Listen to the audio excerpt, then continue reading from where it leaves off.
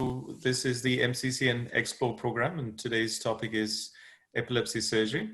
We have two of our colleagues from Salford Royal in Manchester. Vivek Josan is our epilepsy surgeon. Just wave, Vivek. Hi. And Rajiv Mohanraj is our specialist neurologist who helps in this. Hello.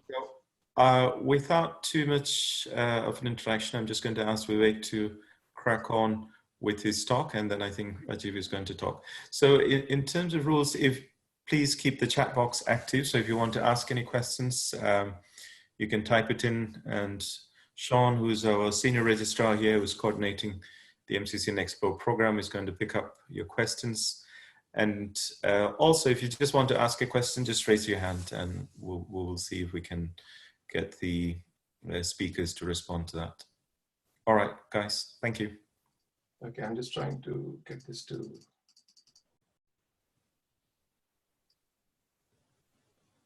Okay, just need to. What can you see on the screen right now? We can see your slides, Vivek. Okay, 1 second. Just need to put it in slideshow.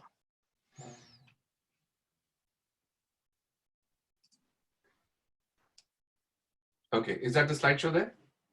Yeah. Yeah. All right. Okay. So morning, everyone, and afternoon, Thomas. Thank you for joining in from Bangalore. So I'm Vivek Josan. I work at Salford Royal as one of the neurosurgeons, and for the last 12 years have been practicing epilepsy surgery both in adults and pediatrics. Today's talk is an overview of why we do it and how we do it. So first of all, what is the rationale for doing epilepsy surgery? Why is it important? And to give you an idea of the magnitude of the problem, Dr. Mohanraj later on will come in with more sort of correct figures. These are from different papers I've gleaned from the UK. So the epilepsy prevalence is about 5 to 10 per thousand. Incidence of epilepsy, so that is new cases per year, usually in the UK works out to about 30,000 new cases. And about 20% of these turn out to be intractable, i.e. do not respond to medical management.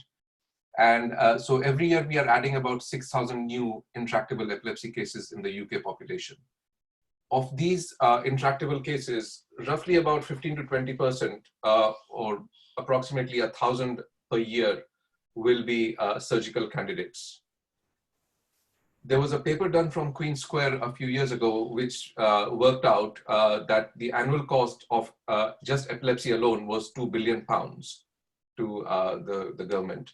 And this is based on medication, attendances in A&Es, admission to ICUs, loss of work because the patient and their carers can't work. So all this is factored in, and this is what it costs us. So, so supposing a patient gets intractable epilepsy, why can't we just carry on with having intractable seizures? So first of all, an individual seizure on its own is not very dangerous, but recurrent seizures will accumulate risks over time. One of the main risks is SUDEP, which is sudden unexpected death in epilepsy. And this is calculated to be just over 1, or it's 1.21 in 1,000 patient years. I'll dwell on this slightly more in a slide further down, but this is overall. In patients with surgical epilepsy or surgically treatable epilepsy, the incidence of SUDEP is significantly higher. Apart from the risk of SUDEP and the fact that the patient is living a very constrained lifestyle, is at risk of injuring themselves or getting into accidents, and the fact that the carers are also living a very restricted lifestyle, there is the adverse effect of anticonvulsants and their accumulated doses. It's a very poor quality of life. And overall, the accumulated risk of refractory or intractable epilepsy has been documented to be worse than the one single acute risk of epilepsy surgery. So of all the things that we do in neurosciences, this is one of the few fields where a randomized controlled trial took place in Canada. What they did was they took patients with intractable epilepsy and randomized them into two groups. One was maximal medical management, i.e. under the correct neurologist, under the correct epileptologist, and the best possible medical management then. And the other half was put into surgical treatment arm. At the end of 1 year, the seizure freedom rate in the surgical arm was 58%, and the seizure freedom rate in the medical arm was only 8%. There was one death from epilepsy-related causes, and that was in the medical management. Since then, other studies have taken place, most notably in Los Angeles and centers in Europe, where epilepsy in correctly chosen patients, epilepsy surgery in correctly chosen patients is significantly better than medical management. And the last bit is the bit I want you to focus on: long-term effectiveness of epilepsy surgery, showing that over 50% of all patients are rendered continuously long-term seizure-free. So initially the rates may be 70 to 80%, but after a period of 5 to 10 years, there's a little bit of attrition, very similar to microvascular decompression for trigeminal neuralgia, where there is an attritional rate and it falls out, but overall it remains at about 50% in the long term. So the benefits of epilepsy surgery, one obviously is reduced mortality, because if somebody has surgically treatable epilepsy, you take away that cause, the risk of SUDEP goes down to negligent. And then apart from that, these are the risks of mortality from SUDEP. So if somebody has epilepsy in the community, i.e. somebody the GP is managing, the risk is still 1 to 2 per 1,000 patient years. If a patient has epilepsy severe enough for the GP to refer it on to a specialist neurology unit, then it is about 3 per 1,000 patient years. But in would-be surgical candidates, it approaches 1%. It's 9 per 1,000 patient years. And this is an accumulated risk. So every year this keeps adding on. And both Rajiv and I know that every time we have an MDT, we hear of at least 1 or 2 of our patients on the pathway who've had SUDEP and passed away. So in some ways, this is riskier than having a cavernoma or an AVM, and it has an impact. Apart from that, the other benefits of epilepsy surgery, apart from reducing mortality, obviously is that if done in children in a timely manner, it halts and reduces their cognitive decline. Some of them do play catch up. They do come back into mainstream. There is obviously improved psychological and social outcomes. There's an improved quality of life. The burden of drugs is reduced. Not everybody who has a successful outcome after surgery is able to come off the medication. In fact, only about 1 in 3 successful surgical candidates come off medication. But it does reduce, and you can rationalize, because a lot of these patients are on 6, 7 multiple drugs, and it's just chaos. And there was a study done at Great Ormond Street Hospital before National Commissioning of Pediatric Epilepsy, and they found out that by operating on all eligible children alone, the NHS will save £28 million per year. This is what the saving will be to the government if they operate everybody on time. And some people say that if you have good pediatric epilepsy surgery programs, the need for adult epilepsy surgery goes down to virtually nil. Just to give you an idea, the lag between being identified as a surgical epilepsy case and eventually having surgery in the US, according to a paper presented at an AES several years ago, I think in 2011 when I went to Boston, it was 21 years in America, from the time of being recognized as a potential surgical candidate to actually being worked up and having surgery. So who are the candidates for epilepsy surgery? What are the typical candidates? So in the adult practice, the vast majority of our work is mesial temporal lobe epilepsy, which is hippocampal sclerosis. Apart from that, we have neocortical. So mesial temporal sclerosis, as you know, happens in the archicortex and the old cortex. And then you have the neocortical epilepsies, such as focal cortical dysplasia, tuberous sclerosis, and then tumors such as DNET and some other low-grade lesions, and cavernomas. And then there is this one very specific type of seizure called a gelastic seizure, where the patient just laughs mirthlessly. Can happen in childhood, can happen in adults. Initially, the patient is seen to be somebody crazy who's just laughing unnecessarily. And the underlying cause is a hypothalamic hamartoma, and a very difficult condition to manage both medically and surgically. Apart from the lesional epilepsies, we have hemispheric epilepsies. This is mostly a pediatric problem, but because pediatric epilepsy surgery is not delivered in a timely manner, we do end up doing 2 or 3 cases in the adult sector also. So there are conditions such as infantile spasms, Sturge-Weber syndrome. As you all know, there is a port wine stain on the face and a similar capillary hemangiomatosis on the underlying surface of the brain. Then there is hemimegancephaly, where one half of the brain is just not correct. extensive tuberous sclerosis involving predominantly one half of the brain, and then MCA infarcts. Apart from this, there is one particular sort of type of hemispheric epilepsy called Rasmussen Syndrome, which is a autonomic condition, typically involves one hemisphere.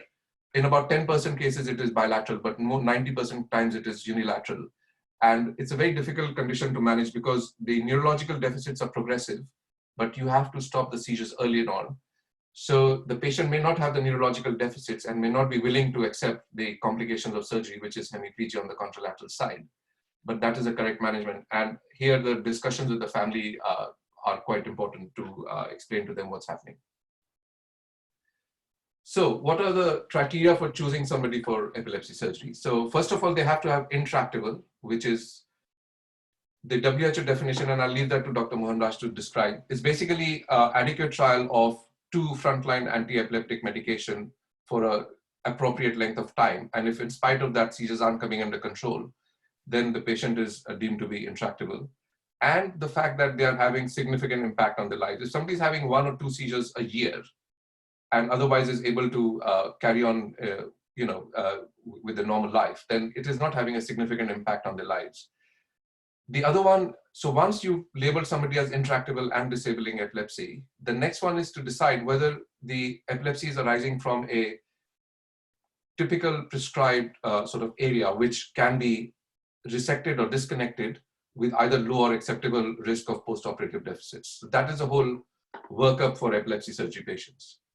Because what you don't want to do is put somebody through surgery and then give them a deficit and find out that they're still having seizures, because that is just disaster.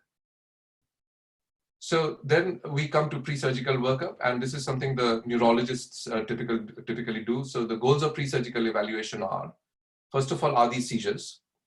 There was a study done in Liverpool where they found out that almost up to a third of patients who had been branded as epileptic actually were not having epilepsy seizures. So first of all, if somebody's got intractable epilepsy, they need to be referred to a specialist tertiary neurological unit where they will decide whether these are actually seizures or not. Are they intractable? Have the correct medications been tried? Because Dr. Mohan Raj is constantly finding out in the MDT that they've not even given carbamazepine to this patient, which is a basic frontline medication. Can they be localized to one half of the brain or to one lobe of the brain or to one specific area of the brain? What is the underlying etiology? Is it metabolic? Is it genetic? Are there any antibodies? What impact it is having on the patient? What is the interplay between the lesion, the seizures, what medication the patient has had? Are the medications sort of just uptending the patient? Sometimes you put patients on Toperamax and clobazam and they're just lying there sleeping all the time. And what disabilities they have got? What are the treatment options? And then you have to come up with a prediction that if you undergo surgery, this is what our results are. So different ways of pre-surgical evaluation. So first of all, it's very important to take a seizure history, get a video EEG recording for which we have 3 beds in Salford, then a neurological examination, neuropsychological assessment. This is to do with memory and other psychological problems which the patient may be having, psychiatric evaluation, and then there is lots of speech, occupational therapy, physiotherapy assessments. So of all the MDTs in neurosciences, this is the most complex MDT. I mean, the number of people involved is just crazy. Different ways of gathering EEG data is a routine scalp EEG, which can be just an outpatient EEG, or an ambulatory 24-hour, 48-hour EEG, where they can go home with a box and electrodes. The gold standard is video EEG recording, and then there is MEG, which is magnetoencephalogram. Currently, it's done in a few centers in the UK, and the expertise is gradually building up. So then we do a brain scan. So there is a structural scan. Here you can see that the right hippocampus is significantly shrunk compared to the left one. Here there's a full hippocampus with the architecture is sort of retained. Here everything is, there's a choroidal fissure cyst and the hippocampus is short and you can't see any of the pes hippocampi. Apart from that, on the flare, you will see a high signal. And then in up to a third, especially in pediatric age group, you will see an area of focal cortical dysplasia. apart from structural and functional MRI scan, there is special imaging. So sometimes the scan may not show up anything abnormal. Then we go on to other modalities such as a SPECT imaging, PET with FDG, and PET activation studies.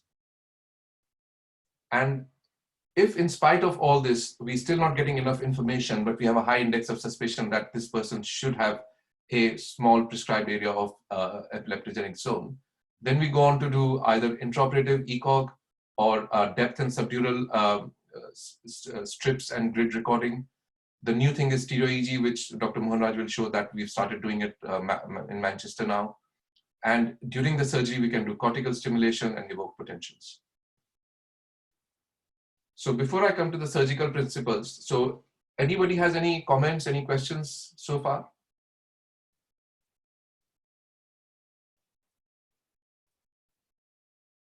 Okay, I'll take that as a no.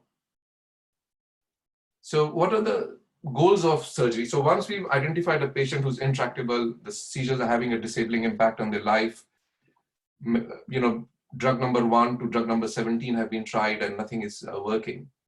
And then you work them up, and Dr. Mohanraj and his team put in a lot of effort talking to the family, getting them to agree to surgery, to telling the benefits and risks. And then we identify that, yes, this is where the seizure is coming from.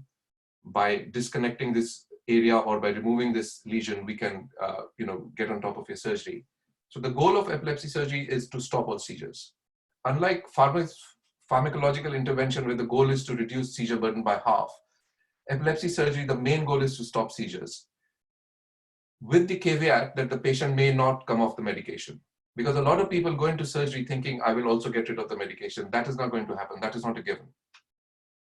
And different centers have different methods of evaluating people and advising them of how to come off the medication after a surgical outcome.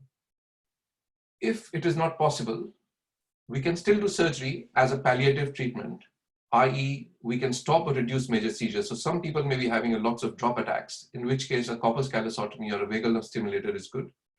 Some people may have lots of tonic-clonic seizures and nocturnal seizures, where a VNS comes in very handy because it does reduce the risk of SUDEP, does reduce the risk of their nocturnal seizures and tonic-clonic seizures, or makes the seizures less burdensome. And the other advantage of vagal nerve stimulation is that a study done in Melbourne, Australia showed that people who are having to be admitted repeatedly with status epilepticus into ICU and, you know, injuring themselves and even at the risk of dying, the risk of status comes down to 0 after a VNS. Now, I will skip over this slide because this is better explained by Dr. Rajiv Mohanraj, but these are the various sort of surgical principles behind epilepsy surgery.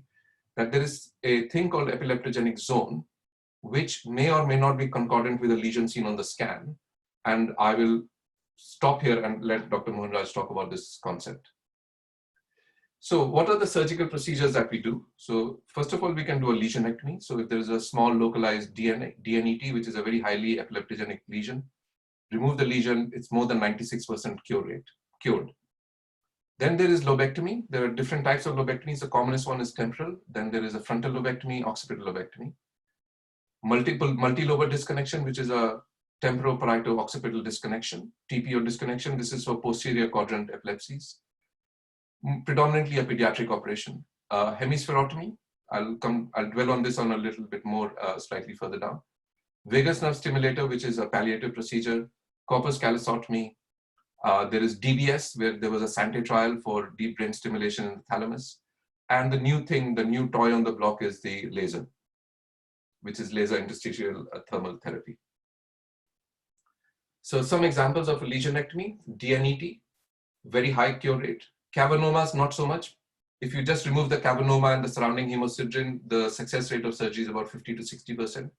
Because usually by the time a person comes to surgery with a cavernoma and seizures, there's been a recruitment of surrounding tissues. There has been spread of the epilepsy network.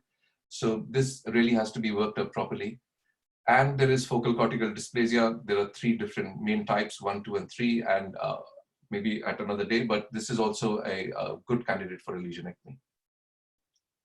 So this is an area of a cortical dysplasia, which you see in the right temporal lobe. There is blurring of the gray-white interface, and not all scans look this clear. So this is a spectacularly, exceptionally good scan. Sometimes you don't see anything at all, which is FGD type 1. And these are balloon type cells. This condition was first described in Manchester by Taylor, who now is retired and lives in Wales, I am told. And we used to work at Manchester Royal Infirmary. So put Manchester on the map with Taylor type, balloon type dysplasia. And this is a surgical slide where we've preserved the white matter, because seizures don't arise from white matter. Seizures spread through white matter, but they arise only from the gray matter. And you've removed this area. Can you see the slight difference in the coloration? And it just feels rubbery. And there are ways of intraoperative management of this with ultrasound, where you just get a different echo. And you can decide both based on scan and your ultrasound, and also during surgery with the tactile feedback you're getting from the sucker and the bipolar about what is tough. And you can do a PR to one PL bank to the other PL bank removal of the cortex. Then there is, so that was all about lesionectomies, different types of lesionectomies. And there is lobectomy. Commonest is temporal lobectomy. In adults, it's about 70% of the workload. Temporal lobectomy over the years has many different techniques. The one we do is usually the modified anteromedial temporal lobectomy, where we remove the anterior 5.5 centimeters of the temporal lobe on the right and about 4 to 4.5 centimeters on the left. On the left, we spare the superior temporal gyrus because that's where the speech is. And we remove the neocortex first, and then we go in and remove the mesial structures. There is so this is called anteromedial temporal lobectomy, and there are various modifications of this. Then there is selective amygdalohippocampectomy, which is very similar to doing Sylvian-Fisher splitting, getting into the ventricle and without removing the neocortex. Then there is stereotactic radiosurgery and laser. These are newer techniques, not fully established. Stereotactic radiosurgery, when it first came in, seemed to be the answer to everything, but has fallen out of favor because it takes 2 years for the results to be known, and the results were not nearly as good as expected. Laser is coming to be, is getting established as a good procedure, especially in people whose memory and speech functions are intact, because here you can avoid destruction of the neocortex and go straight for the hippocampus. The seizure outcomes aren't as good after laser as with standard surgery, but in carefully chosen people, it's still about 40 to 50% according to a study from Emory University in America. Overall, after a temporal lobectomy in carefully chosen patients, after 5 years, about 50 to 70% patients will be seizure-free. Whether they're still on medication or not is a different thing, but about 50 to 70% patients will be seizure-free after a good temporal lobectomy in correctly chosen patients. So the usual risks of temporal lobectomy, so there is a risk of stroke by either causing thermal damage or actually damaging the choroidal or the posterior cerebral. So this is best avoided by respecting PL planes. Then there is a risk of quadrantanopia because of the variation in the Myers loop. There was a series done where they found out that in up to 46% patients, there will be a degree of quadrantanopia. However, this does not impact on their ability to get a driving license after surgery, because if it is only in the superior quadrant and it is a fixed visual field deficit and the patient has learned to accommodate for it and they become seizure-free, they can still go ahead and apply for a driving license. There are neuropsychological deficits. The most common we see after a temporal lobe is severe depression. So you'll see a patient 3 months after surgery who's seizure-free but looking glum and despondent, and it's just they get this depression. This period has to be tidied over because in most people, after about a period of 12 to 24 months, the gloom lifts and they go back to being more their normal selves. And the one specific risk on the dominant side is obviously expressive dysphasia. And that I have to counsel patients for and limit my resection.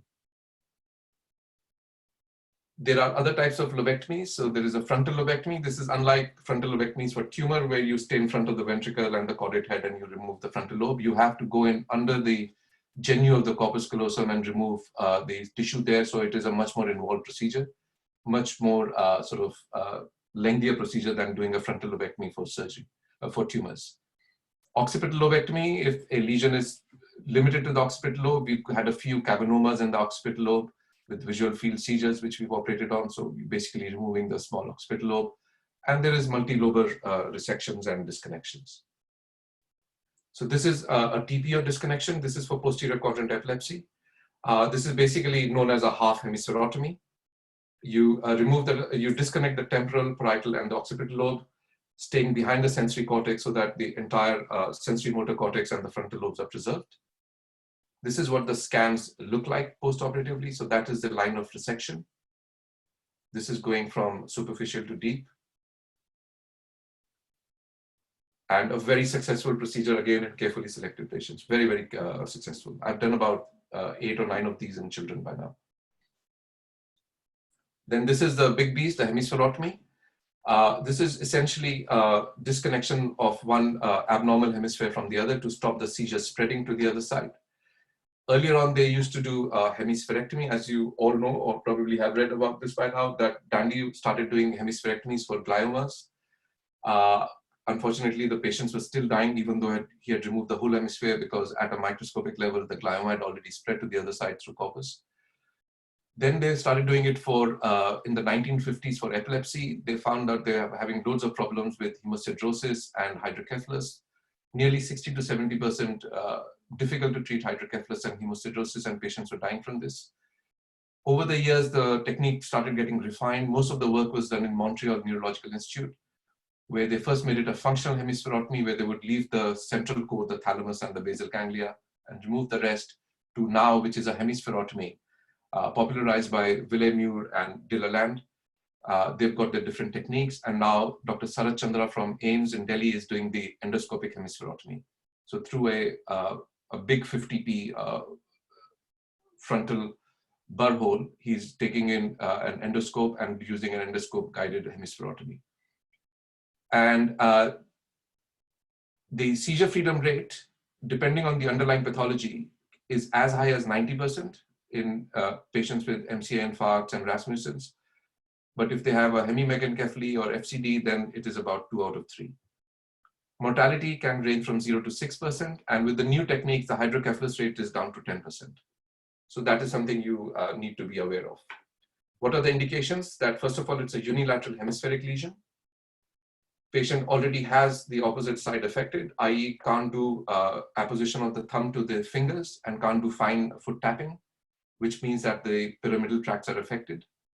And the contraindications are obviously if there is contralateral ictal activity, or it is a dominant temporal lobe, which is a dominant hemisphere which is affected, and the language is still in that hemisphere, then you obviously can't disconnect or remove it.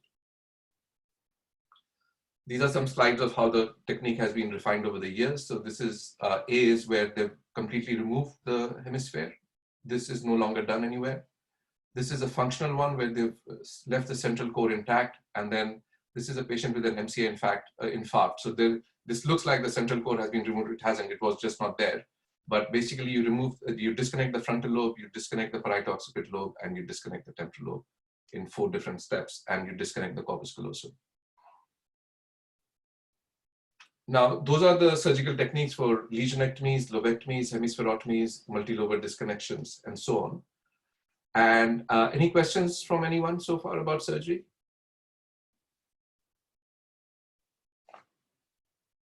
Carry on. So, however, not every candidate is going to be suitable to surgery, for surgery. So what are the alternatives? So first of all, I'll leave this to Dr. Mohanraj, but basically a study has shown that if the first 2 drugs have failed, chances of drug number 3, 4, 5, up to 17 working is less than 5%. So we still have so many people out there in the community, even in a big city like Manchester, who are on drug number 11, drug number 12, but they have not been referred into the epilepsy surgery or the epilepsy unit into Manchester. And that is the whole point of raising awareness, both amongst the GPs and the tertiary hospital and the secondary DGHs, and also amongst the patient themselves, by going to epilepsy action groups and the patients being aware and demanding referral to the epilepsy specialist units.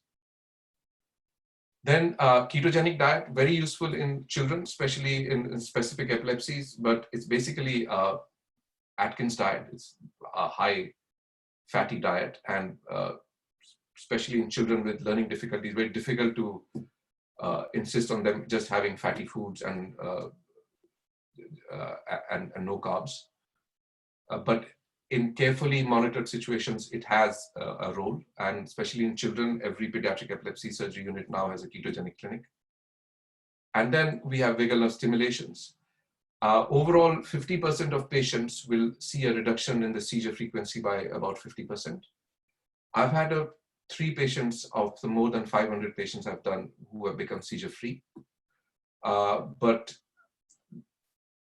that is not something we sell to the patients. We tell them there's a 50% chance that half your seizures will reduce. However, apart from that, there are additional benefits. So like I said, the risk of status comes down to 0. The risk of SUDEP significantly drops, though randomized studies haven't been published yet, but the company keeps telling us that the data is there.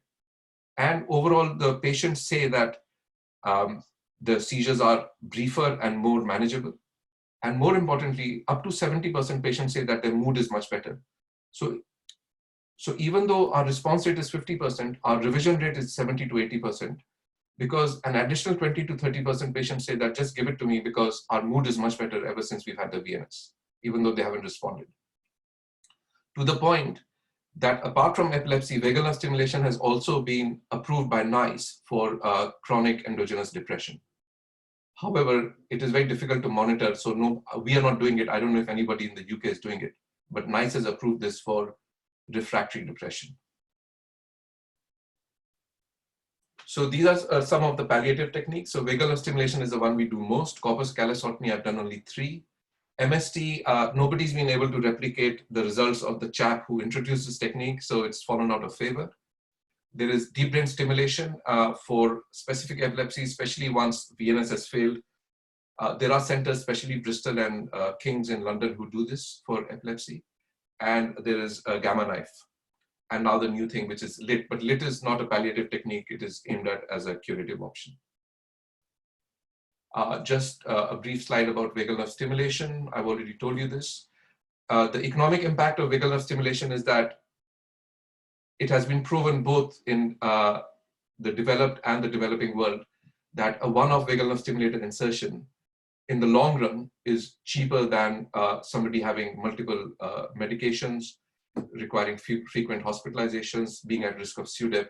So the cost is borne out in over a 5-year period, I think. So I'll just finish off the talk now with some of our surgical results in Manchester, which I've been doing for the last 12 years.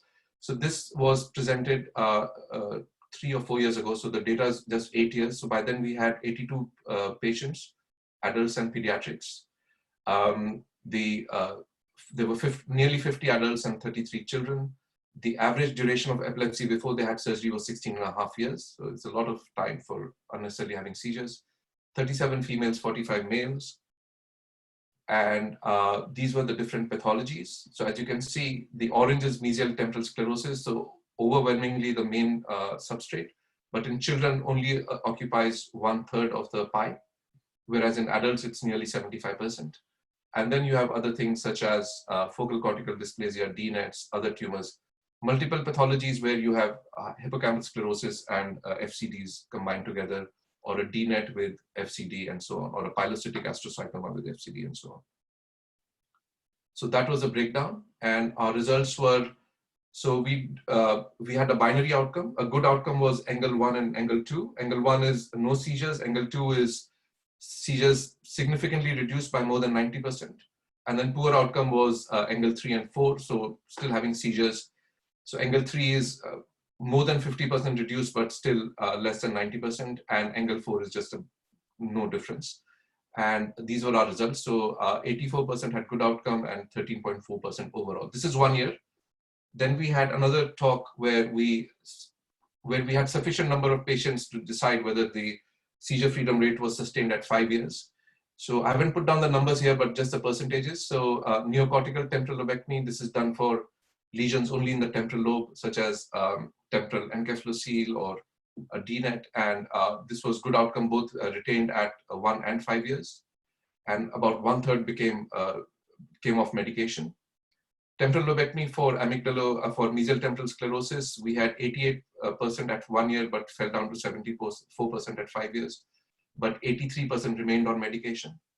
Hemispherotomy, situation improved because some of them had revision surgery. It was incompletely disconnected initially. Temporal lesionectomy, 85 and then fell down to 75. And extratemporal lesionectomy, which we've only just started doing in sufficient numbers ever since we've got the capacity to do invasive monitoring. So these numbers will change over the years. And because extratemporal lesionectomies, you really need to do invasive monitoring to establish how widespread the epilepsy cortex is, the epileptogenic cortex is, and what to resect, and the feasibility of resecting. So those are some of our results. And with that, I will thank you for your attention, and I'm happy to take any questions either now or after Dr. Mohanraj's talk. Vivek, can I ask a quick question? Yeah. Thank you. Now, that was a great talk, and it's given a great overview of a vast topic. In terms of the cost of the various techniques, do you have a handle on how much? I know these are all done in the NHS, but yeah. So the NHS tariff structure is quite weird. So if we were to do a temporal lobectomy just after doing a scan and video EG, the surgical tariff that we get is £4,500. If we bring in a patient for EEG monitoring, then do the temporal lobectomy a week later where we remove the grid and all, the cost is still £4,500. So because it becomes one patient unit. Overall, I don't know what it costs because you have to factor in theater time, anesthetic time, this and that. I think overall, each surgical procedure is about £20,000. And this is from my work at the epilepsy, pediatric epilepsy thing when we were bidding for national commissioning. Having said that, I think a lot of these numbers are just made up on the spot. And the VNS implant, how much does that cost? The VNS costs, the VNS itself costs about £8,000, but the whole thing is £20,000. And the reason I know this is we had a patient who lived just across the border in Stoke-on-Trent, and their commissioning group had stopped funding VNSs because they had run out of money. So the family had two options, either to sell the house in Stoke and move to Macclesfield, in which case they would come into our area, or raise money by charity. So they decided to raise money by charity by doing these jumps out of aeroplanes and paragliding and all sorts of things. And I was really worried because, only 50% respond. And it's at the end of the day, it's a palliative procedure. So I was thinking, if these guys injure themselves while trying to raise money for this, it's just going to be a disaster. But that's when I knew that the cost is £20,000. And Thomas, do you have an idea as to how much it costs in India? India is half price of that. So you get a vagal nerve stimulation can be done within 7 to 8 lakhs, within 10 lakhs. We have done vagal nerve stimulation in around 3 patients. Now our epilepsy in charge is Dr. G.R.K. Sharma.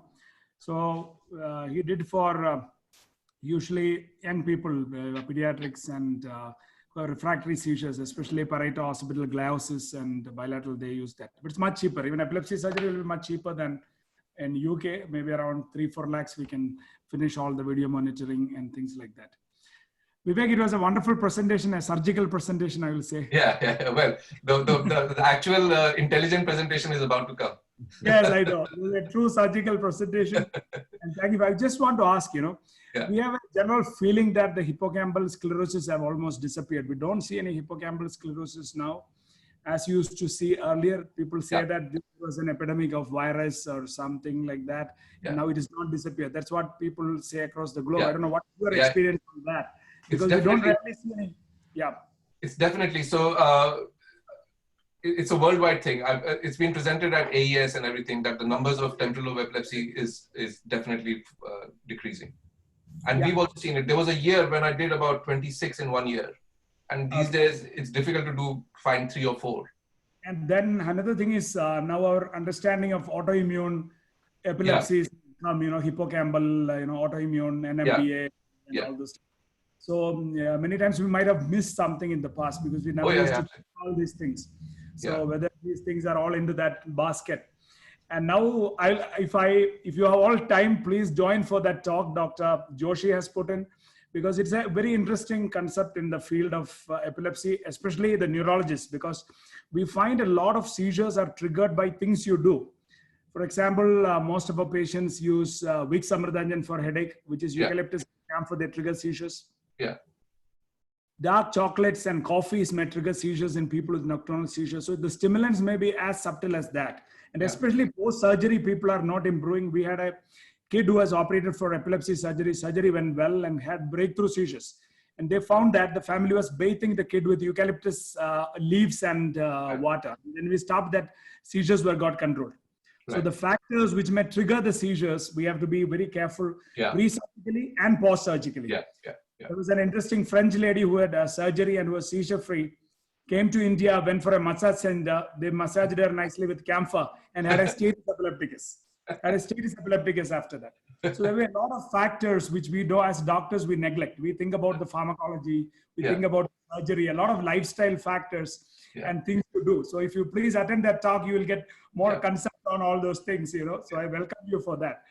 And then this cavernomas, you made a very interesting point that if you operate a cavernoma, the outcomes may not be that great, right? So what is if you have a patient with a cavernoma picked up and is doing well with anti-epileptic drugs, you just leave them? You don't want to touch them? So, that is a tendency in the UK, because if these, I would still recommend, if it is a frontopolar or a tempopolar or easily accessible cavernoma, I would still recommend surgery, because these are very highly epileptogenic lesions. Having said that, we tend not to see people who are well controlled on medication. But I know, because when I trained in Australia, I trained in Melbourne, and they would just go in and straight for a cavernoma. Because clinically, we had patients who are operated still getting seizures after because I think just removing the cavernoma and the hemosiderin is only about 50 to 60% success rate. So do you want a more wider excision? So You have to figure out what the network is. Absolutely. Unless it's in the pole and you can remove a big chunk of normal surrounding tissue. Thank you. I enjoyed your presentation. Okay. Thank you. Thank you. Rajiv? Thank you. That was a very nice summary from the surgical perspective. Just a quick question. You did mention that following successful surgery, about a third are seizure-free after 5 years, and that can be up to, I think you said 43% in temporal lesionectomy. Do you routinely discontinue the anti-epileptic drugs after surgery, and if so, at what time period? So there is no worldwide established method for this. Some people will wait for 6 months to be seizure-free and then start reducing it. Some people will wait for a year. Some people will do an EEG first to see if the EEG pattern has normalized before reducing medication. Also, you have to take in the patient's own views on it, because when they come off the medication, they may start having seizures again. So some of them may be reluctant to stop that 2 tablets a day. Thirdly, if somebody's been seizure-free for a year, they can start applying for a driving license. But if they come off the medication, they have to wait for another year to be seizure-free in spite of not being on medication, and only then apply. So all these factors come into play. So, and it also depends on the underlying substrate. So if you've done it for focal cortical dysplasia, then I personally would say that, look, you need to stay on the medication. Whereas if you've done it for a DNET, where you know the success rate is 96%, then you can start getting them off the medication within 6 months to a year. But usually this bit is done by Dr. Mohan Raj and his team, because I see them once at 3 months, make sure there isn't any surgical complication, then at 1 year to find out if everything is settled down. And then they're followed up by the neurologists. So epilepsy surgery actually is a very brief interlude in a very long chronic problem. So it is mostly managed by the neurologists about medication, and our role as surgeons is a very brief sort of surgical strike and then out. Okay, thank you. Can I ask Julius in Nairobi whether you do quite a bit of epilepsy surgery there? Thank you, Joshi. Thank you so much. We don't have a lot of epilepsy surgery. We are more selective in terms of tumor. We are still building up the neurophysicians so that we work as a team. Neuromonitoring and so on is still complex. So a lot of the medial temporal sclerosis are still complex for us. Amyloidectomy also, we are still not doing much. But in terms of lesionectomy, we used to do hemispherectomy before and calosotomies. But like, Jay has said, Josan has shown, the results were not so good. And it's very big surgery, and, the results were not that, but that's what we had here. So we are still on a learning curve as we improve our electrophysiology, and also our neurologists come up with a team, which I'm trying to set up and see whether in future we can do even more complex epilepsy surgery. But in terms of the tumor, temporal lobe tumors, they're very common. cavernomas are also very common, and like you've said, these are patients who we follow up. So our neurologists still, I don't have a very good referral system, and like Josan has shown us, in terms of selecting the patients, we don't have a very good selecting team because as I don't know how you do it in Manchester, but I'm sure Josan will tell us, maybe you have a very big team, which is involved with all these procedures for you to be able to have very good results like you say. I have one of my students here. I don't know if Njero, are you still there? Njero, are you still in the meeting? I don't know. I think he has left. Maybe they were in theater. I wanted him to maybe tell you the experience here, but that's basically more like what we have in our country. Thank you, Joshi. All right, thank you.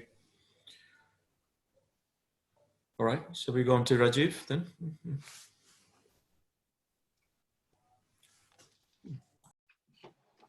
Okay, can you hear me? Say yes if you can. I can hear you loud and clear. Very good, and you can hopefully see my screen. Yep, see the screen. Excellent. Right, so, well, thanks everyone, and thanks for inviting me to do this talk. I'm Rajiv Onraj. I'm a neurologist here in Manchester. I do epilepsy and refer patients for epilepsy surgery. So I'll just take you through some of the principles that go into deciding who is a surgical candidate and what kind of operation they would potentially benefit from. So just a brief introduction. Now, Vivek's gone over this before. Epilepsy surgery is essentially any procedure that's aimed at removing or disconnecting the epileptogenic zone. And that's an important concept, this epileptogenic zone. And it's a very nebulous concept. It keeps changing over time. And it's something that I'm going to talk about a little bit more in detail.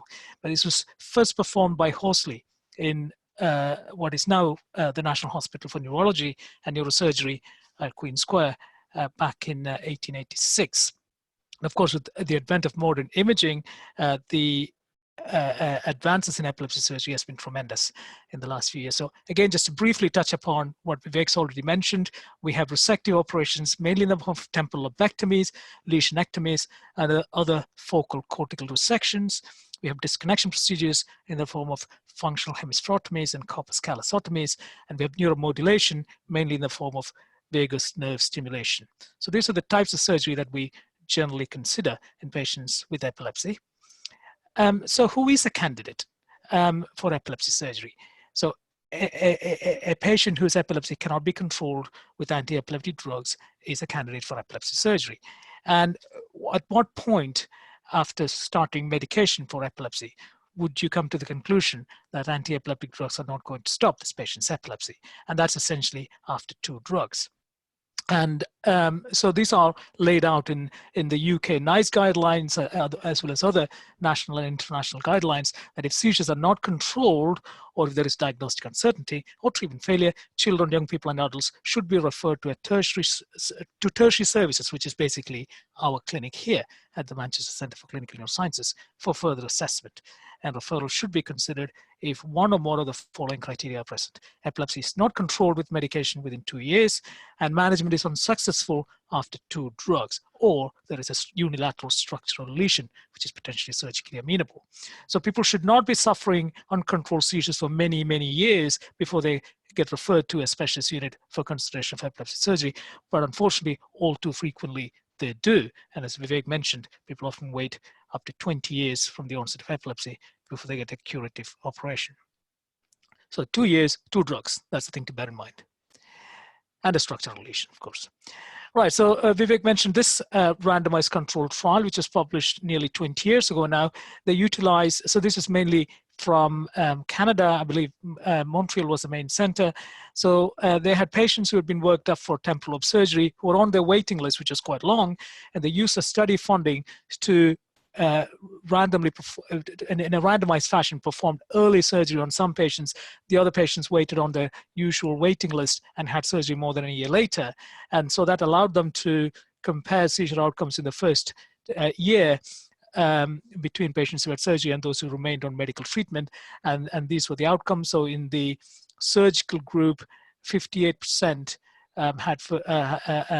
became seizure-free, whereas in the medical group, only 8% became seizure-free. So this established temporal lobe surgery for hippocampal sclerosis as a highly effective form of treatment for epilepsy control. So this is just looking at patients who had complete freedom from all types of seizures, including auras. The previous one's Engel class 1 outcome permits some auras as well.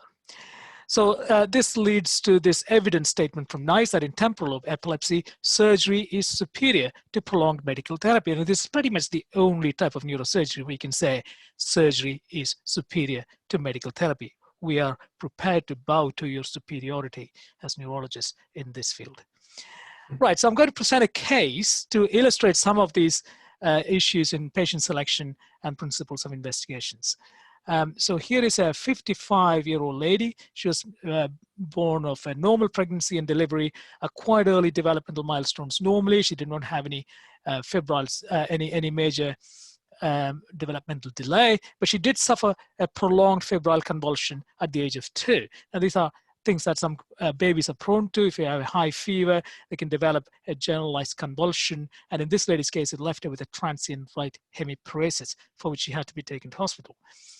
And since then, she's been using her left hand for most things. She had to learn to walk again, and she had to use her limbs differently. So she may be naturally right-handed, but she's been using her left hand for most things since this time.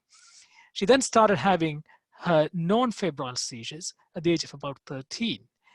And she was put on anti-epileptic drugs at the age of 13, but unfortunately did not ever achieve sustained seizure freedom. The longest period she had without seizures was a month. So clearly refractory epilepsy from the age of 13. And bear in mind that I'm seeing this lady at the age of 55. So she has had 40 plus years of uncontrolled epilepsy before she came to a specialist unit. Right, so semiology. Now this is something that we epileptologists bang on about. Semiology, it comes from the word semiotics, which is the interpretation of the significance of things, as opposed to phenomenology, which is just a description of what something is. So when we look at a seizure, we're not just describing what that seizure is, what it involves. It could be dystonia or clonic movements or tonic posturing or whatever. We attach a significance to it. Well, this movement that we can see in the seizure means that the seizure is coming from such and such a place. So that's the importance of semiology in localizing seizure onset zone. So the semiology as described to us in clinic is that she cannot describe a warning, and a warning and aura is useful. It tells us where the seizure starts. She then goes blank and unresponsive. She has been observed to make chewing movements. The right hand can go into a bit of a claw, and she has difficulty speaking afterwards. So that's the semiology. Now, well, before I talk about the EEG, what do these chewing movements indicate? Any idea? Can people put something in the chat? That'd be good. If you can, where's the chat?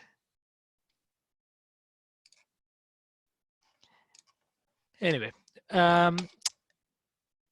if you can unmute and say something, that's fine, or you can put something in the chat. We have a few neurology trainees here, haven't we? Chris and Joel and Amar, you guys, okay, you guys on a notice, keep your eyes peeled. I'm going to show the seizure videos. I would like you to pick out the semiological features in a second. But anyway, great. Okay, well, so the chewing movements are essentially what we call automatisms. These are semi-purposeful or purposeless movements that patients make, typically with the mouth and jaw area, or sometimes with the hands, distally, and sometimes the feet as well. And the clawing indicates that there might be some abnormal posturing or dystonia. Right, and EEG reportedly shows left temporal spikes, and I won't bang on about EEG in this particular talk. She's had lots of anti-epileptic drugs before, carbamazepine, morphine, sodium valproate, levetiracetam, and clobazam. She's currently taking a combination of topiramate and lacosamide. So she's clearly had more than 2 drugs, so she's definitely resistant to anti-epileptic drugs. That's an MRI scan. Okay, over to the surgeons. What does it show? Sean, you're on mic. You might as well say it. He's gone. Medial temporal lobe sclerosis. Indeed, that's absolutely right. So you have this hippocampus here. Hopefully you can see my pointer. So the hippocampus on the left has high signal on this coronal flare sequence, and the volume of the hippocampus compared to the right is diminished. So you have a shrunken hippocampus with high signal in it, which are the classical imaging characteristics of hippocampal sclerosis. Right. So what's the diagnosis? Well, she has mesial temporal lobe epilepsy with hippocampal sclerosis, and she's refractory to anti-epileptic drugs. What's the correct management? Based on all the recommendations from all the international and national guidelines, she should be worked up for epilepsy surgery. So, which is what we did. Right, so I'll just take a little detour to talk about the principles of epilepsy surgery. And it has undergone a bit of a change in the 20 years that I've been doing this. So this is from 2001 when I was a junior research fellow in Glasgow, and it was published in the Brain by Rasmussen and Hans Luders, who is the godfather of epilepsy surgery in North America. And essentially, it depends on identifying certain areas of the cerebral cortex. The main issue is to identify a lesion, which we use the MRI for, and in this case, it's hippocampal sclerosis. And the lesion gives us a surgical target, in a sense. And the presence of the lesion produces what was described as an irritative zone, which results in abnormal electrical discharges, which can be picked up mainly by EEG in the interictal state. This irritated cortex produces abnormal discharges. It can also be picked up by MEG, or magnetoencephalogram, which is a complementary technique, because sometimes electrical discharges go radially to the EEG electrodes and they cannot be picked up, but every electrical discharge produces a magnetic discharge which is at right angles to it, if you remember from high school physics, and that can be picked up by an MEG. We don't have access to MEG, but obviously we do EEG. Then you have the seizures themselves, which start in a certain distribution of the cortex, which you call the ictal onset zone, and that is the area of the cortex involved in generating the clinical seizures. And that may involve the lesion, that may involve the irritative zone, but it may be wider than that, it may be smaller than that. And it picks up, it is picked up using the ictal EEG. We can also do ictal SPECT, which is a nuclear medicine scan where you inject a tracer at the onset of a seizure, and that is transported to the brain in proportion to metabolic activity in the area of the brain, and that can be used as a surrogate for activation of the cortex at the onset of a seizure. You have the presence of the lesion and the irritative zone generally produces some functional deficits. And in terms of the temporal lobe, it's usually in the domain of memory. And if it involves a dominant temporal lobe, there might be some difficulties with language. So this is picked up mainly with neuropsychology. So we have detailed neuropsychological evaluation of various domains of neuropsychological function. And PET also helps with that, because PET shows us glucose uptake in the interictal state. Interictal SPECT also shows the same data, but it is obviously using blood flow as a surrogate for neuronal activation. And then the seizure will produce a symptom which has to be compatible where we think the seizure is coming from. So that's the symptomatogenic zone, and that involves that. So in order for the seizure to produce a symptom, it has to involve eloquent cortex. So seizure can start in a relatively non-eloquent part of the cortex, but it's when it spreads to eloquent cortex that you actually start seeing the physical manifestations of it. And you want to see the symptoms of the seizure correlate with all of the other data that you have. For instance, if you're talking about a left temporal lobe epilepsy, as in this case, you don't want to see a seizure starting with twitching of the left thumb, which would implicate the right primary motor cortex, for instance. And we also want to map out the eloquent cortex, which are the important bits of the brain for this patient, which we don't want to take out. So essentially, you want to make sure that the other hippocampus can sustain memory if you resect this hippocampus. And also you want to make sure you avoid interfering with the patient's language centers if you're operating on the dominant hemisphere. So we use predominantly, traditionally the water test, which is the intracarotid amylobarbital test, where you anesthetize each half of the brain in turn, and then do memory and language testing. It is fallen out of favor. It is a difficult test to do because it requires quite a lot of coordination between neuroradiology and neuropsychology and neurology.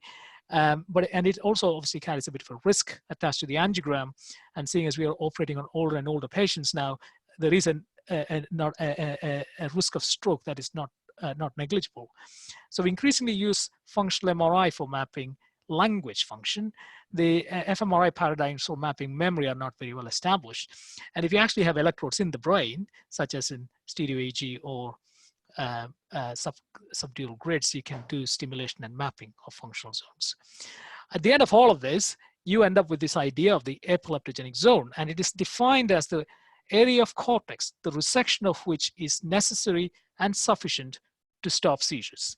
So it's almost a circular definition.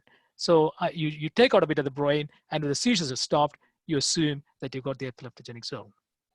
But all of these other bits of information go into working that out. So this is very much the traditional view of epilepsy surgery, and this really is the natural progression of this is really to map these cortical areas directly from the surface of the brain using subdural grid electrodes. And this was very much the predominant approach to epilepsy surgery 20 years ago, certainly in North America, when I spent a little bit of time at the Cleveland Clinic and so on. This is how they approach these things. The idea being that any difference in the seizure symptoms and the seizure semiology, as well as in localization of the functional zones, is down to the differences in the cortical areas involved. The unstated assumption there is that the connections between all these different areas of the brain are the same in everyone. And that is obviously not true. So this was a rather unsophisticated approach that was being adopted at the time. But it came from cortical stimulation experiments done by Penfield and Jasper more than 50 years ago. And they were able to map epileptic discharges and their function during awake craniotomies in the 1950s, which resulted in this historic book, Epilepsy and Functional Anatomy of the Human Brain, which I haven't read, I have to say, but it is something that I would like to get my hands on. What I have read is this paper by Penfield, which he wrote some years after he retired in the 1960s, about epilepsy, the great teacher, the progress of one pupil. It's a fascinating read, and I regard myself as a pupil of epilepsy, and it was really an inspiring read for me. So if anybody wants to have a great overview of epilepsy surgery, the history and the philosophy behind it, this would be a great paper to read. The things have moved on in the last 20 years to looking at epilepsy not as a problem with different bits of the cerebral cortex, but a problem with the networks of the brain. And this takes into account the connections between different areas of the brain. And what it does is that obviously you still want to find the lesion, but it then looks at where the networks lie. And the epileptogenic network, which may be very close to the lesion zone, would be relatively small. And the key thing to bear in mind is that they actually produce fairly fast electrical rhythms, and they generally do not propagate through the scalp and the skull to a scalp electrode on a scalp EEG. So you generally wouldn't see activity of this frequency unless the epileptogenic zone happens to be right under your electrode on a superficial bit of the cortex. What you more often see is the effects of the propagation network, which is much more widely spread, and that larger network will produce slower rhythms in the alpha, theta, and delta frequency, which can be detected using scalp EEG. So when you look at a seizure on a scalp EEG, you have to bear in mind that you're seeing, generally speaking, the effects of a propagation, particularly in temporal lobe seizures, because you don't have an electrode anywhere near the mesial temporal structures. You're looking at the effect of something that has been propagated from deeper sources. And this leads to this idea that you have these zones of a network that is generating the seizures and a network that is potentially involved in that, and it's a potential seizure onset zone. And you want to include all of that epileptogenic network and the potential epileptogenic network in your surgical excision, which gives you the highest seizure freedom rates.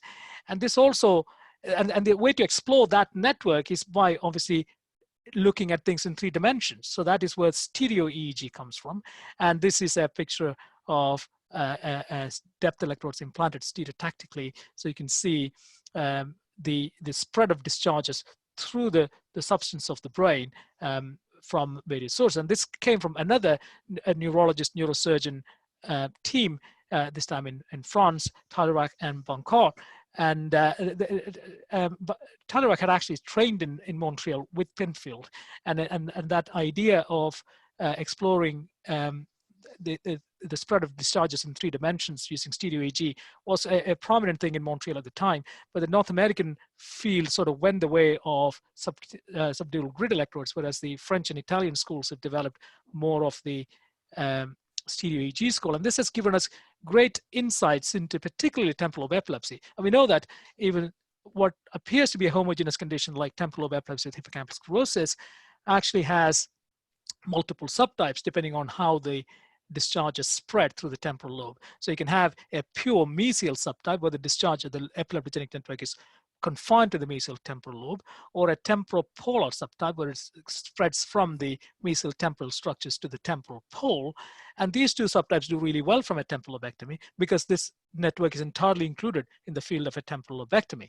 However, if you have this mesiolateral subtype where the epileptogenic network spreads from the mesial to the lateral structures, or a temporal plus subtype where the epileptogenic network includes mesial temporal as well as extratemporal structures, surgical outcomes are much less good. And the whole purpose of working on patients is to find which subtype they fall into, so we can counsel them regarding the likelihood of seizure freedom following temporal lobectomy. Okay, so how do we work these patients up? So we obviously see the patient in the epilepsy clinic, decide they have refractory epilepsy. We do, from our clinical assessment from the MRI and the EEG, conclude they have a focal epilepsy. And the patient says, yep, I'm happy to have some tests to see if surgery is an option for me. And then they enter the surgery program.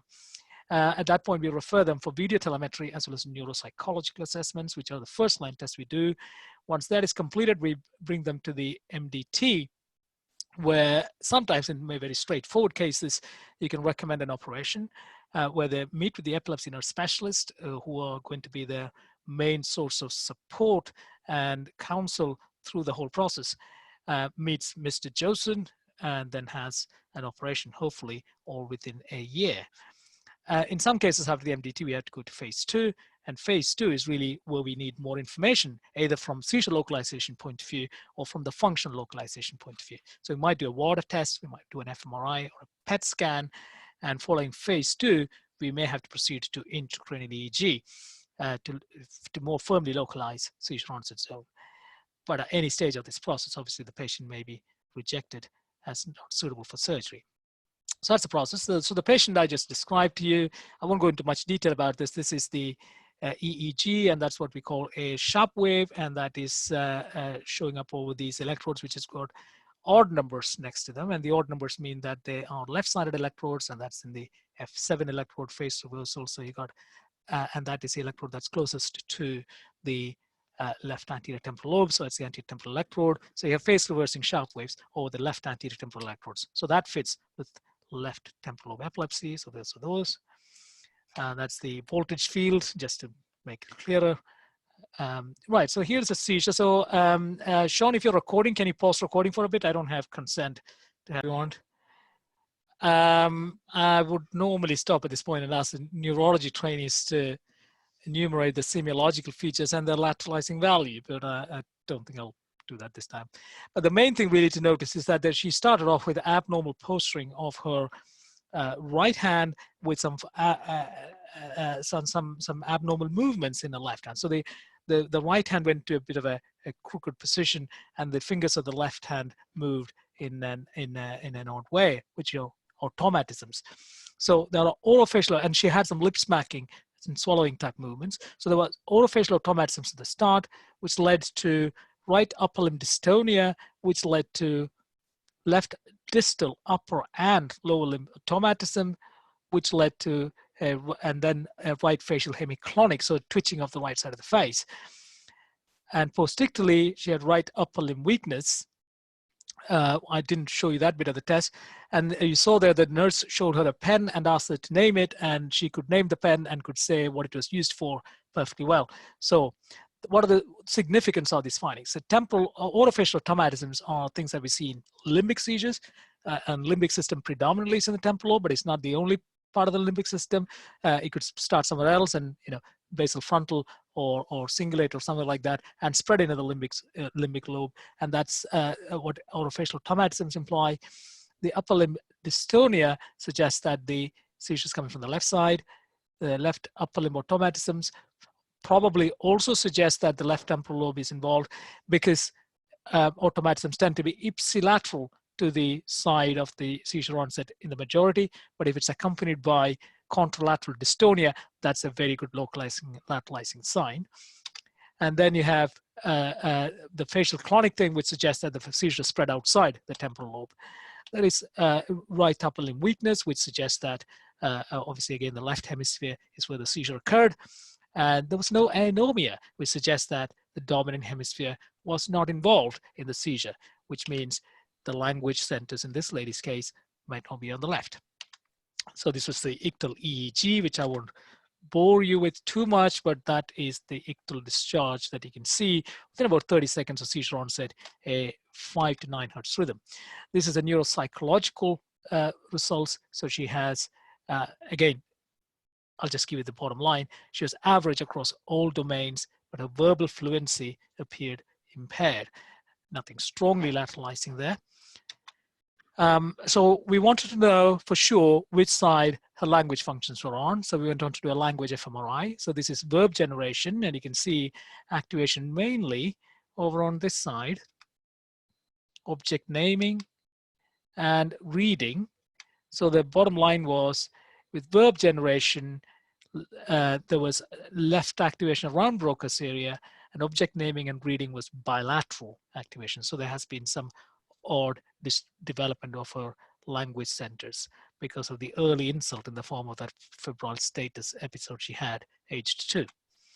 So we then went on to do a water test to doubly confirm that language was there. So that's the angiogram, which you had to inject very slowly so you don't produce a crossflow, you don't perfuse the other hemisphere, and also to ensure there is no abnormal vasculature, and then inject amibarbital again really slowly, and you look for these slow waves over the right hemisphere in this case, and that tells you that the right hemisphere is anesthetized, and you can then do some neuropsychological testing, and it emerged that the expressive language function was mainly in the right hemisphere, but comprehension was bilateral.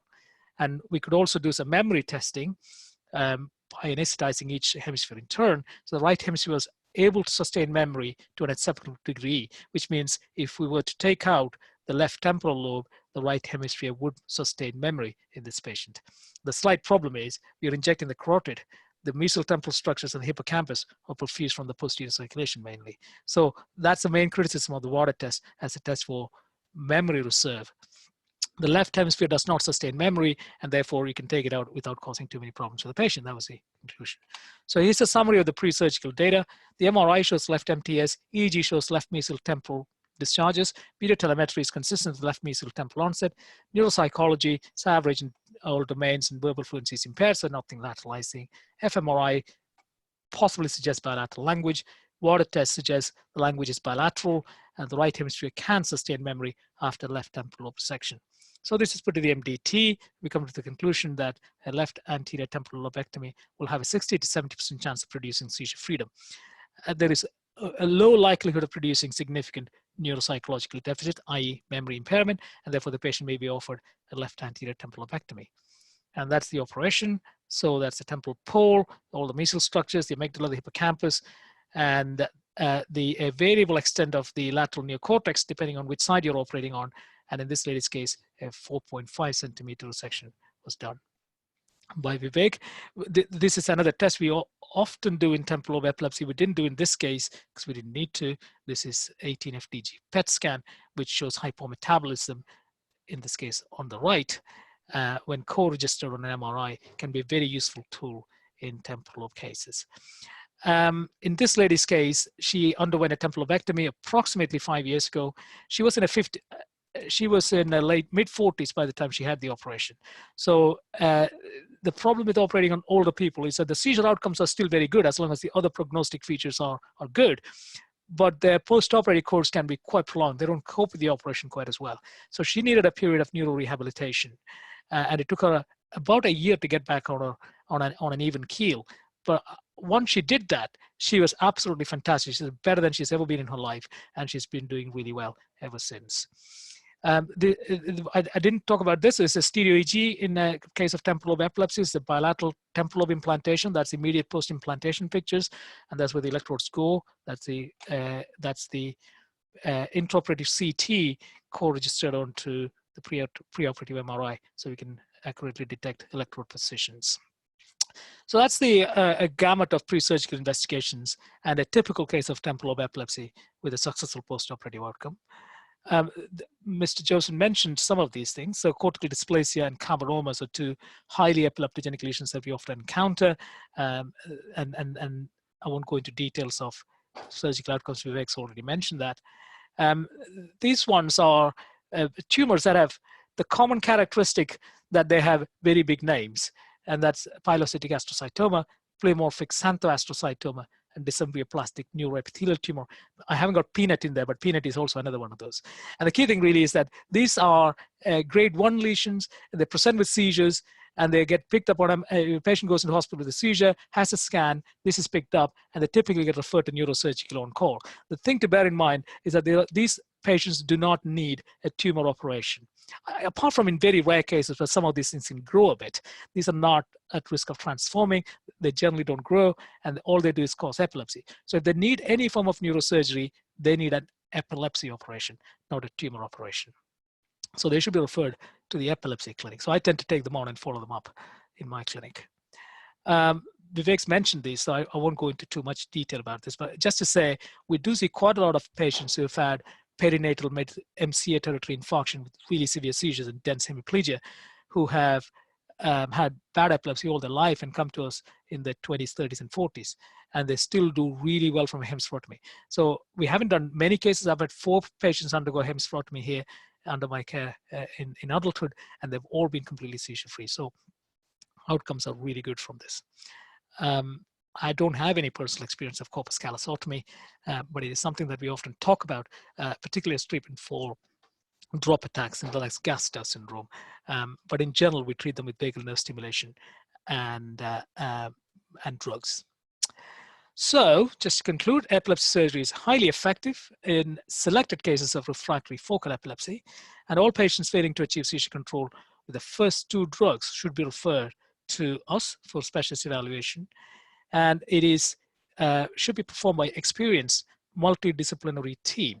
And I will end by, so this is a picture from a couple of years ago. So but in all of neurosciences, this is the most complex and the most multidisciplinary thing you will do. So every single neuroscience specialty is represented in the MDT, and we all have to work very closely together to produce the best outcomes for our patients. Right, so I'll stop there and happy to take questions for a bit. Dr. Rajiv, it was a wonderful presentation. Okay. And I thank Dr. Joshi for allowing me to be part of this group. And maybe next time, if you guys are willing, we'll ask our residents and our colleague consultants and maybe people across the Bangalore to join. You'll have a big group to listen to you. And maybe our talks, if you're free, you can also join and we will link you up. Yeah, it's a wonderful initiative by Joshi, so that world is becoming smaller. Ideas are spreading much faster than before.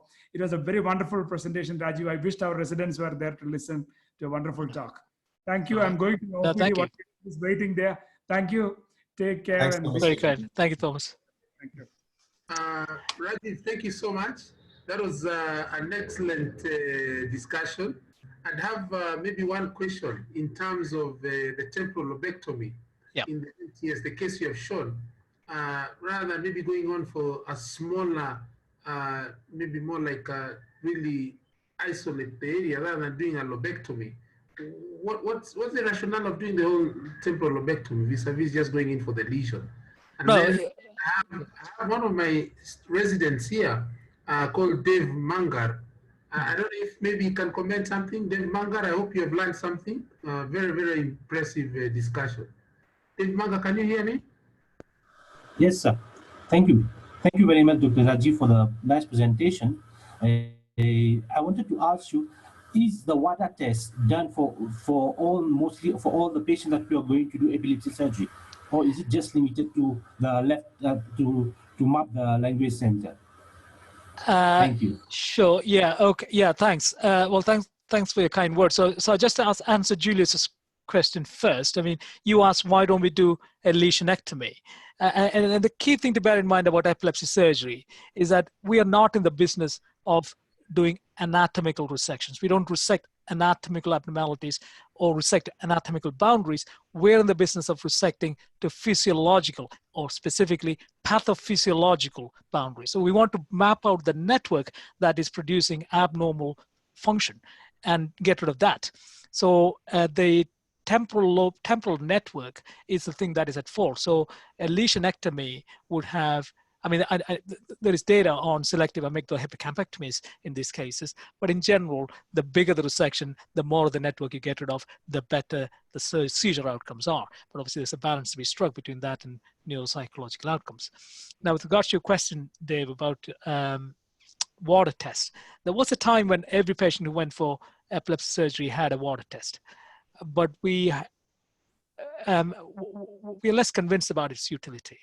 We don't think it adds a huge amount to what we know from pre-surgical neuropsychological assessment in terms of the deficiencies in verbal memory versus visual memory and verbal fluency, etc.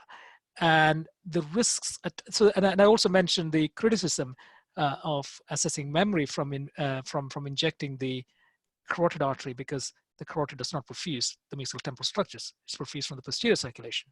So you may not be knocking out the mesial structures. You might be knocking out all of its connections potentially. So there's a bit of an issue with that. But more importantly, we are operating on older and older patients, and our average patient will be in their 40s now. And these are patients who 20 years ago would have been told that they were too old to have surgery. So in someone in their 40s, an angiogram to do a water test does carry some risk. So you have to carefully balance that against any benefit that you might get in terms of extra data. So my view currently, and that's generally what we end up doing in the epilepsy surgery MDT, is that if you think there is atypical language lateralization, like in this case, where the language probably started off on the left, but because of an early insult to the left, became bilateral or more lateralized to the right. If you have that sort of information, we like to confirm what we get on the fMRI with the water test. So that's generally how we do water testing.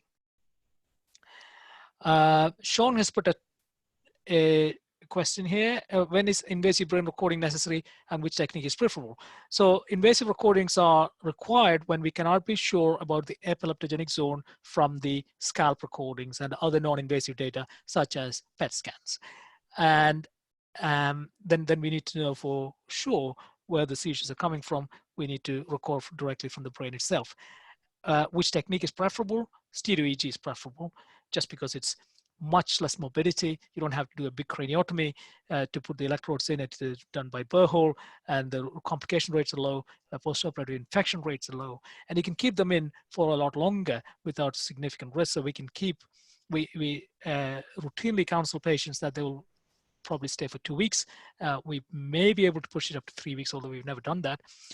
And the key thing is when we have stereo EEG implanted, you can take the electrodes out, send the patient home, spend some time analyzing the data in the cold light of the day, and plan an operation after multiple discussions, and call the patient back in 3 months and do the resection. The problem with having a big grid in there is that you are making decisions very hot. You're recording and deciding where the epileptogenic zone is at the same session, and then you have to take the patient back to theater, remove the grid, and do the resection at the end of that period of monitoring, which is a little bit more rushed and a more tricky proposition to pull off. So for those reasons, we do stereo EEG. We don't do subdural grids. Joshi, total number of uncontrolled epilepsy. What percentage of patients are eligible for epilepsy surgery? I think there was something about this in Vivek's talk. I reckon we evaluate about 100 patients per year for potentially for epilepsy surgery, and anything between, on average, about 10 to 12 patients end up getting an operation. So that's a tiny fraction of all the epilepsy that exists in Greater Manchester and beyond. I mean, we get referrals from Lancashire and Cumbria and from Stoke more recently, as well as parts of Yorkshire.